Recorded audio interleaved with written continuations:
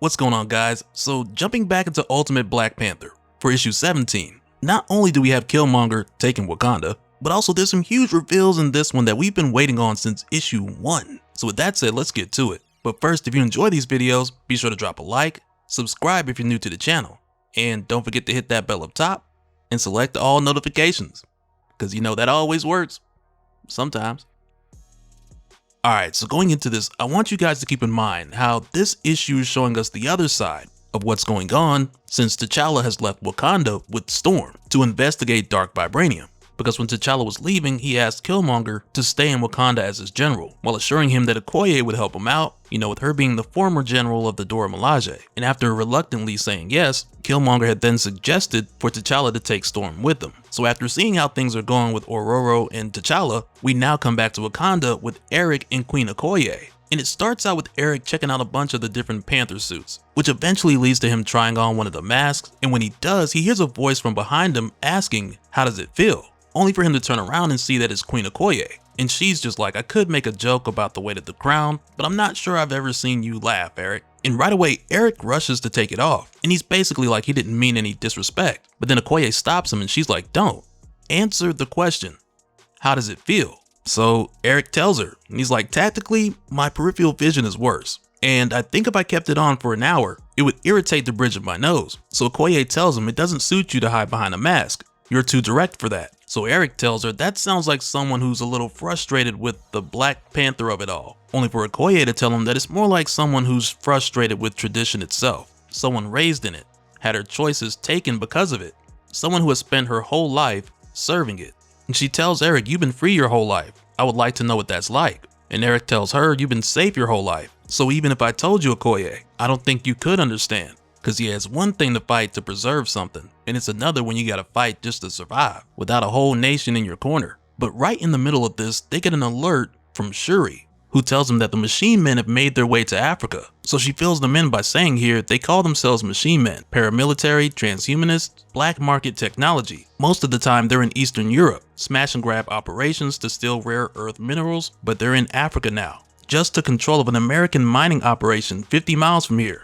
Normally, I would leave the Americans to settle their own issues, but as I said, they're in Africa, and they're holding the workers hostage, forcing them to mine for them. So from here, Shuri hands it over to Queen Okoye. But just know, as a quick reminder, ever since Shuri and T'Challa's father, T'Chaka, was killed, Shuri has been ready to go to war. And even though at first this was targeted at Khonshu and Ra, who are no longer a problem at the moment, she still has this desire deep down, which is backed by her wanting her intelligence and her technology to make a larger impact outside of Wakanda. And she's expressed this to both King T'Challa as well as Queen Okoye on separate occasions, only for them both to tell her no. But just keep in mind that Shuri, she's ready for that. Even though we have seen times where she's told T'Challa to fall back, which was only because he was outnumbered, and back then she didn't want him out there fighting alone, knowing that his mind wasn't all the way in the right place, because that was back when he was hearing the vibranium voices and having all those visions. But I also bring this up because aside from Shuri feeling this way and being ready for action, she still managed to follow the leadership of both T'Challa and Okoye, and to the point where the only time we've seen Shuri lead an attack, or in some cases assist the attack, she's only done this when it falls in line with the king or queen. So with that said, we know if Shuri had her way, Wakanda would be expanding their military across the continent. But right here, she continues to hand it off to Okoye, requesting for her to advise their next move. Only for Okoye to quickly pass it over to Eric, who T'Challa's already assigned to be general, so it's not crazy that she would ask him, but nonetheless, he's surprised to see that his thoughts are welcome. So Eric goes on to say the Americans will send their forces, but the people working there in the American mines are innocent, and they don't have time, and it sounds like they could use our help. Which really, this just falls in line with what Killmonger and Storm were doing before they even met T'Challa, which was helping people all across Africa, back when Wakanda was only helping themselves. And it makes sense that Eric would do the same thing here as general, because like we saw back when Storm told him that they both should leave Wakanda, Eric basically told her that they could use the resources in Wakanda to help the rest of Africa in a more effective way. But before they get into it, Shuri brings up here how they're not operating at 100%, since T'Challa's warned them about the vibranium. And the two Wakandan soldiers, Anan and Foxel, who also do some spy work for Wakanda, they both say the same, because now they have less armaments and less of an advantage. Which for Eric, this is no problem at all, because he had already been doing this without vibranium for a long time, and that's how they're going to handle this now. So Okoye tells him, agreed. and we should get there soon. And that surprises him again because he's like, so you're up for this? So Okoye is like, the Dora Milaje are up for this because some traditions are better than others, Eric. Shall we go tonight? So Eric responds by saying, definitely. Which again is just another case of us seeing what the people who are usually around T'Challa actually want. Though in Okoye's case, it's a bit more complicated, but we'll come back to that. But what's crazy is that when we jump forward to later that night, as they take the fight to the Machine Men, this attack is so efficient and fast. And I mean, it kind of has to be, since they're limited on the weapons they can use. But nonetheless, the way they get this done, it almost feels like a hit. Because for starters, Okoye tells Eric that she's gonna head in and find the hostages. So he suggests that she doesn't go in alone, and she just tells him that it's faster and quieter. And she's right. But I also gotta say, this stealth suit that she's rocking, it's pretty fire. But again, she goes in, she gets it done, she finds the American hostages, so that now Killmonger and the others can fight the Machine Men without worrying about anyone innocent getting hurt. And I'm gonna tell you, as soon as Okoye had the hostages straight, Killmonger was basically like, say less. Because when he came in with the Dora Milaje, they were fighting like they were trying to protect their rank level or something. Like it was a bloodbath. And before you know it, it's over. And in the here and now, this whole situation with the Machine Men, it's not that significant as far as who these guys are. And I mean, not now at least. But instead, what's important here is the display of how different things are, with Killmonger as the general instead of T'Challa. Because in T'Challa's case, he's more of a careful leader. He'll think about it, maybe even send spies. But for Eric, he heard about a problem in the afternoon and it was gone that night. And that's the bigger takeaway in the here and now, even more so than who they took down. But also when this is done, we get a moment where Okoye and Eric are kind of giving each other that look, just before it gives us like this J cut that goes to Okoye asking Eric, what do you want for the upper and lower kingdoms? What do you want for Wakanda?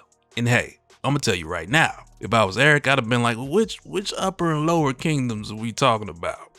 But just as a quick reminder, this is referring to the portion of the world that was being ran by Khonshu and Ra as part of the Maker's Council, because what else will we be talking about here? But Eric responds to this by saying, I don't have the right to have a vision for your nation, Okoye. I'm here because T'Challa asked me to help you, because he helped me. But Okoye doesn't drop it, because next she says, but you have a vision, Eric. More than just fighting in the fields with Ororo. Share it. So he tells her, and it's basically what we've known it to be this whole time, but what we didn't know is what he feared would actually happen when he was done here. Because he says here, Wakanda can strengthen this whole continent. T'Challa will solve the problem of vibranium. And then my fear is that the walls will go back up. You thrive, the world around you never receives your strength. And that's where Okoye asked him, and you would lead Wakanda to lead Africa? And he tells her that he would spread Wakanda from shoreline to shoreline. So next she tells him, there's very little fear in you, is there? Only for Eric to tell her, I smother it with my anger. And this is where Okoye says, what would you say if I told you, I thought you should lead us? And right there, he's just like, what? Looking at her like, your grace, you wildin'. But she goes on to say here, what if I told you that I share your vision? Just before she pushes up on him. And goes on to say, I want what you want. But right here, they're interrupted when another voice comes in saying, what you want is irrelevant. And that's when we see Matron Amala here with the Voodoo Khan, as she goes on to say, all that matters is what must be. So right away, Okoye is like, Matron Amala, I can't even cheat in peace. No, I'm playing, she ain't say that. But it's hard to tell if Okoye is more upset that Matron Amala's here, unannounced, or if she's more upset because she was about to get a groove on and the matron's blocking. I'm not really sure, you guys tell me in the comments. But to answer the question of why she's here, Matron Amala says, to serve the will of the progenitors, the will of vibranium, and the will of prophecy. And right when she says this, the other members of the Voodoo Khan, they remove their hoods, and all of them have the glowing purple eyes. So Eric tells Okoye to get behind him because he knows it's about to go down. But what's crazy here is that this reveal, this is Matron Amala truly showing her hand. Because this whole time that she had been leading T'Challa and even his father T'Chaka to believe that her and the Voodoo Khan were serving the throne, they'd been serving the will of vibranium this whole time. And she goes into more detail here because when Okoye tells her what she's doing is treason, Matron Amala's like, this is necessary. Just before she hits Okoye with the vibranium force lightning, as she goes on to say, the child of light will have his path. None will stand against him. The Voodoo Khan have waited generations for this moment. We have always known the true power of vibranium, and the child of light will be its master.